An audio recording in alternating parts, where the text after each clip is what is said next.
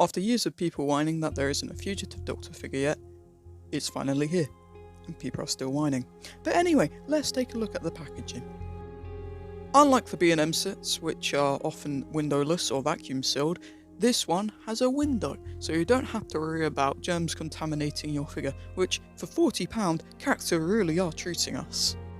Across the box we get the usual stuff about how it contains the figure and an accessory, and it's part of the 5.5 inch 14cm scale collector series, and we get the name of the thing in the style guide and the colours coordinating for each Doctor, which is quite nice. And then at the bottom we get the same old Tardis insignia and the name of the set and a new look Character Online exclusive logo, and I quite like it. I think it's an improvement on the old one because I thought that just looks a bit cheap. For some odd reason, this has a strange angled roof and it boasts the Doctor Who 60 Years logo, making it one of the 7 pieces of merchandise to do so, which I don't understand why, because we're not in the 60th year anymore, but hey ho. And then to that side we get the logo again and we just get the same information, but hang on. What is that? TARDIS with opening doors! Holy shit! At the back you get a write-up on the character, which you can pause if you wish to read it, and just the usual barcode thing. Then the other side, the window continues so you can get a side angle of the TARDIS and the figure. At the top there's the Doctor Who 60 Years logo, and then at the bottom it's just legal information and letting you know that for the price point of £40, it doesn't include any electronics. But enough of that, let's take a look at the figure. First impressions of the figure is that it looks very good. They've used the same technique as they used with the 6th Doctor figure in the B&M range last year, where they moulded it in the skin colour and then just applied any additional paint details onto it after, so details aren't lost in the sculpt, and I think it works better here than it did last year. The earrings been painted gold and it looks very nice, and the hair with each strand, it just looks really good. The collar is great too, and the shirt, there's hardly any paint bleed, which is great because I imagine it's probably a pain for them to try and get the shirt pattern done, but they've done a really nice job on it. The waistcoat is a purpley blue with the gold buttons along it. Also on the navy jacket, gold buttons, pockets and creases, looks really good. And the cuffs too, there's not really any paint bleed, and with such a intricate paint design for the shirt, they've really done a great job with it. The only downside is that with the reuse of parts of Donna's sculpt with the upper arms and legs, it can't really kick out much and there's no ball joints, which is a shame, but it's great that we finally have this figure. The trousers are just matte black, and then the boots are glossy.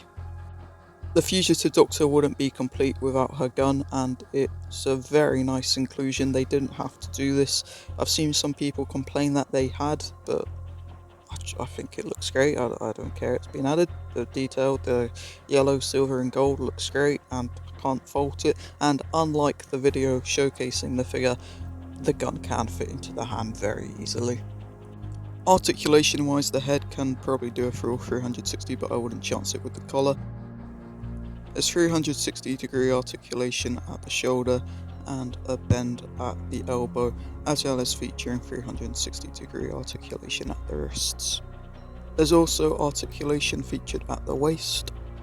The leg can kick out, thigh can do 360, and there's a bend at the knee. Next is the TARDIS, which has a new pull to open sign and a bigger font for the Please Public call box at the top, as well as a new slanted roof and lamp, which is excellent if you care for these things.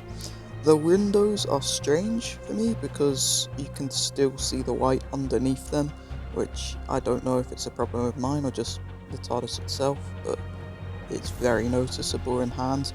Then for a non-electronic toy, it still has the speaker grills, and the battery compartment on mine slightly pokes out, which is strange. And it is worth noting, when you open the box, the backing card for the TARDIS is part of the box. So I thought it was a separate card, but no, you can pop it out or cut it as they recommend, because there's nothing inside the actual box, which I think for £40 I think it's a bit naff how you're expected to do it. They didn't have to include the card, sure, and the classic boxes weren't supposed to have interior cards originally, but I think if they were going to include it, just do it. I think for £40 it's not asking for a lot, especially for a non-electronic toy. And just like any other classic Tardis, there's a button on the right hand side which you can press and it screen loads off. Overall, I think the figure is nice, but I kind of don't care for the Tardis. It's kind of nice with the interior card, but the actual box itself I just really couldn't care less about. But it's great to have the Fugitive Doctor, and we are a step closer to completing a lineup of Doctors.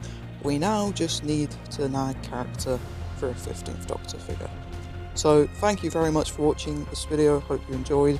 You can get this set on the Character Options website for $39.99, or you can just wait and see if it will go down at some point, but given there's still rares of the Deep Silurians, I wouldn't chance it. Thanks for watching, and goodbye.